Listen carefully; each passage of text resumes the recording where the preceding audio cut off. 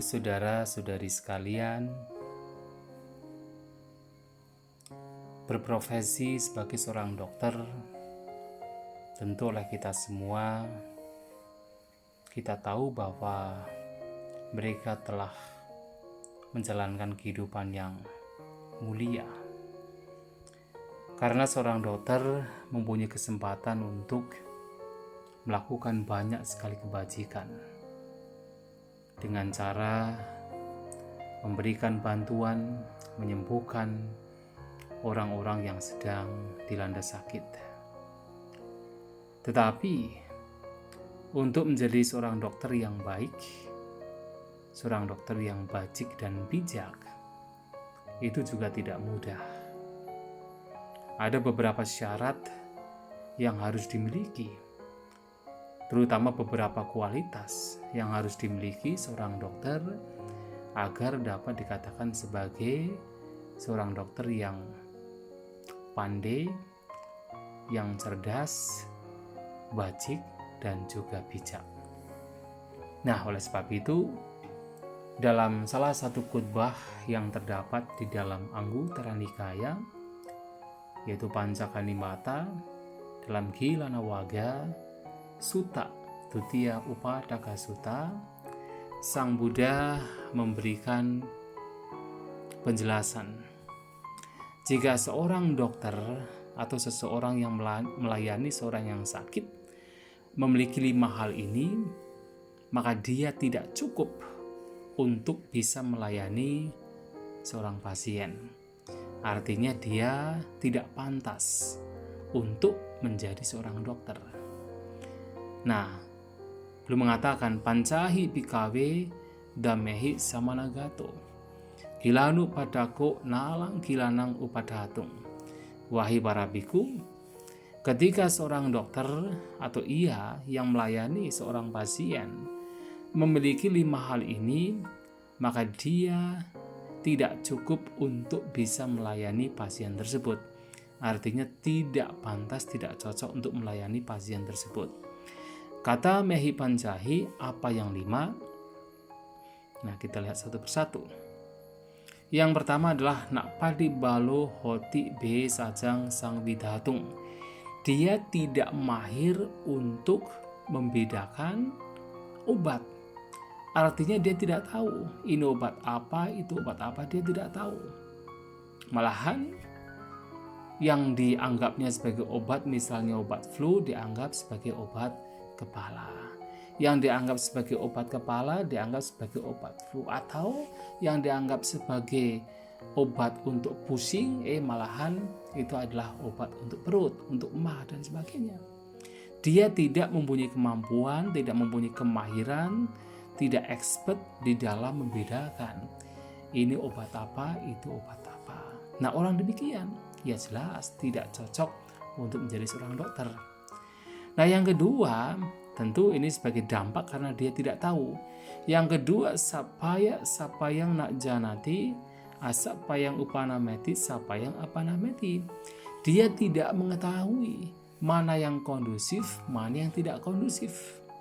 Dan karena dia tidak mengetahui mana yang kondusif, mana yang cocok, dan mana yang bukan cocok, yang tidak cocok, maka dia memberikan sesuatu yang tidak cocok, memberikan sesuatu yang tidak baik untuk si pasien.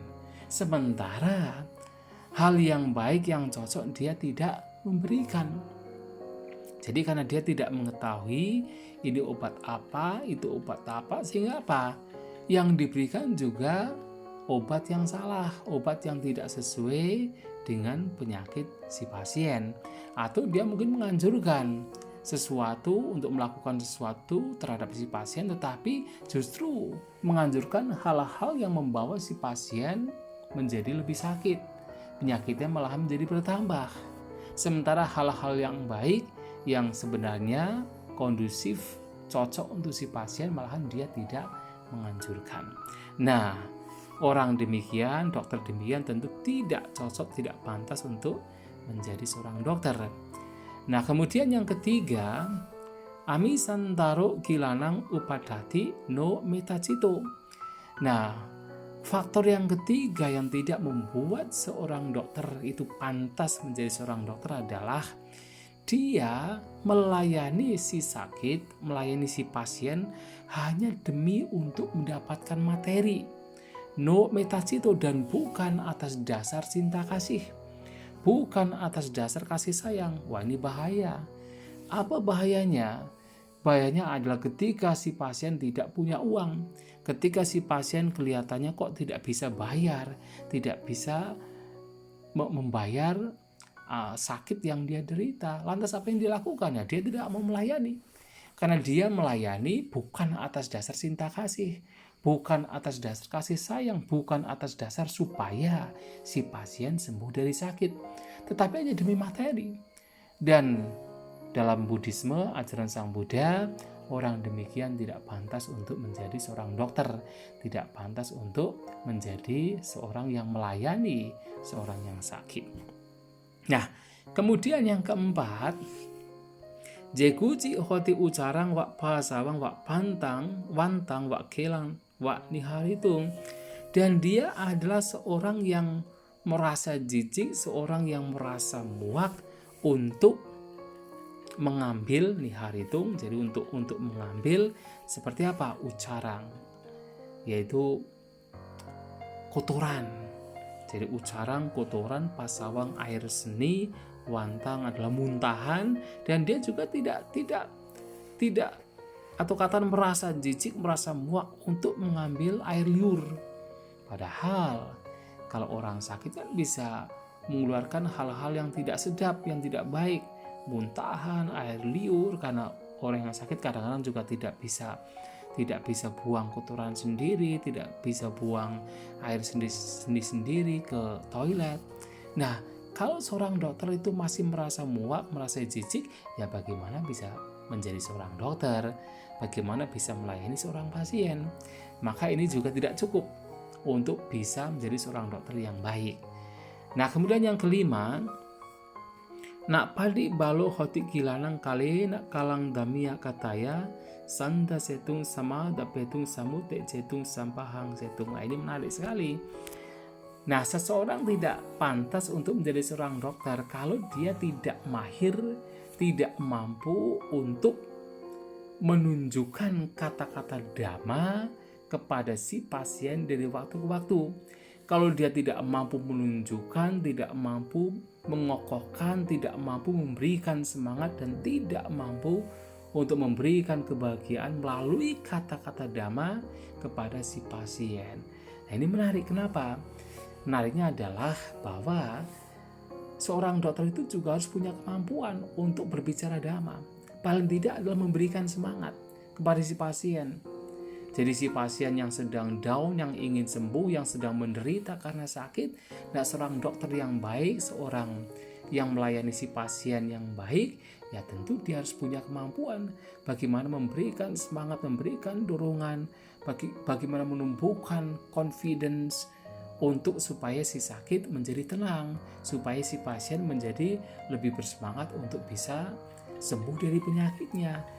Tapi kalau dia tidak mampu, malahan kata-kata yang dia berikan, kata-kata yang membuat si pasien down, membuat si pasien pesimis, membuat si pasien menjadi merasa lemah, semakin lemah, tidak tenang, cemas, ya itu malahan penyakit si pasien tidak akan sembuh, malahan akan semakin bertambah. Maka kalau seorang dokter atau siapapun yang mau melayani seorang yang sakit memiliki 5 hal ini, nah dikatakan dia tidak cukup atau tidak pantas untuk bisa melayani seorang pasien. Nah, lantas kemudian tentu dalam hal ini Sang Buddha memberikan kualitas-kualitas sebaliknya yang harus dimiliki seorang dokter. Nah, ini adalah kebalikannya. Pancahi bikawe damehi samanagato gilanu padaku alang gilanang upadatung. Jadi ketika seorang dokter atau ia yang melayani seorang sakit memiliki 5 hal ini, wahai para biku, maka dia cukup untuk bisa melayani seorang sakit, atau dia pantas untuk melayani seorang sakit. Kata mehi pancahi, apa yang 5? Nah, ini kebalikannya. Yang pertama adalah Paldi Balo Hoti Besajang Sang Widatung. Dia mahir untuk membedakan ini obat apa, itu obat apa. Dia tahu dari obat yang paling mendasar sampai obat yang mendetail, yaitu sampai zat-zatnya dia tahu membedakan ini untuk apa, itu untuk apa. Nah, ini artinya seorang dokter yang mahir, yang expert. Wah, dia pantas untuk menjadi seorang dokter. Nah, yang kedua, sapaya janati asapayang apanameti, sapayang upanameti. Nah, dia juga mengetahui mana yang cocok, mana yang tidak cocok, mana yang kondusif, mana yang tidak kondusif, sehingga dia mampu memberikan apa yang kondusif untuk si pasien, dan dia tidak akan memberikan apa yang tidak kondusif pada si pasien. Dia akan tahu kalau misalnya orang kena sakit mah, ya dia berikan obat yang memang untuk sakit mah sesuai dengan takarannya, tidak berlebihan tapi juga tidak kurang. Kalau orang sakit kepala, ya dia tahu obat apa yang cocok untuk digunakan mereka yang sakit kepala.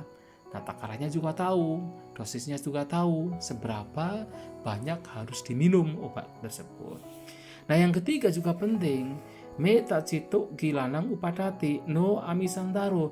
Nah, dia adalah seseorang yang melayani si pasien atas dasar meta, atas dasar cinta kasih, dan bukan demi materi, bukan demi uang. No amisantaro.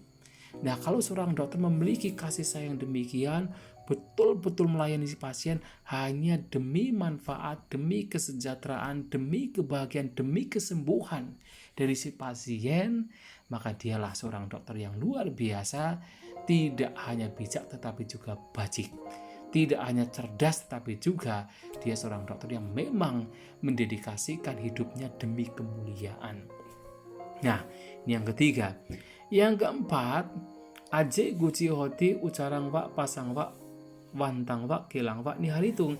Dan dia juga bukan seseorang yang merasa jijik untuk mengambil kotoran, air sening, muntahan, ataupun liur yang dikeluarkan si pasien. Nah, itu dia tidak jijik. Dia merasa itu tugasnya, bahwa itu adalah kebajikan. Dia hanya ingin supaya si pasien sembuh, ya dia tidak akan jijik. Dan dia adalah seorang dokter yang luar biasa. Nah, yang kelima, Padi balohoti gilanang kalena kalang damiya kataya senda setung sama ada petung samu te setung sambaha setung. Dan dia adalah seorang dokter yang mahir untuk menunjukkan kata-kata dhamma kepada si pasien dari waktu ke waktu, yang mahir untuk menunjukkan kata-kata dhamma, untuk mengokohkan dengan kata-kata dhamma, untuk memberikan semangat, untuk memberikan kebahagiaan dengan kata-kata dhamma kepada si pasien. Wah, ini penting sekali, karena sekali lagi bahwa antara batin dengan jasmani itu saling mempengaruhi.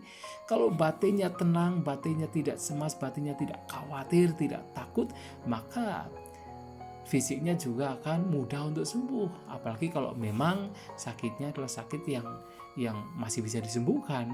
Dengan batinnya menjadi tenang, maka seseorang akan mudah sembuh. Nah, kata-kata dhamma ini juga penting untuk diberikan kepada si pasien.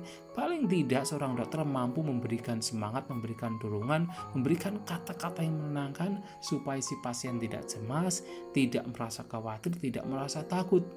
Nah, dengan demikian, si pasien menjadi semangat, menjadi tidak takut, dan dia bersemangat untuk bisa sembuh dari sakitnya.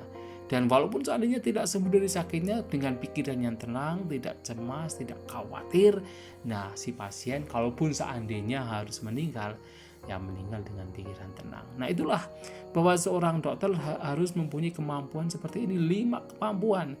Tidak hanya mampu untuk menunjukkan ini sakit apa, itu sakit apa, obatnya apa secara fisik, tetapi dia juga harus menjadi dokter atas dasar cinta kasih, bukan materi.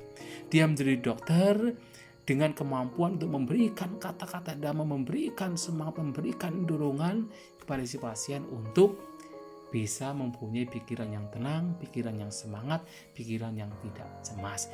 Dengan demikian, maka dokter demikian betul-betul telah melaksanakan tugasnya dengan baik, dan dokter demikian telah menjalankan kehidupannya yang sangat mulia. Semoga kita semua berbahagia, semoga semua makhluk berbahagia.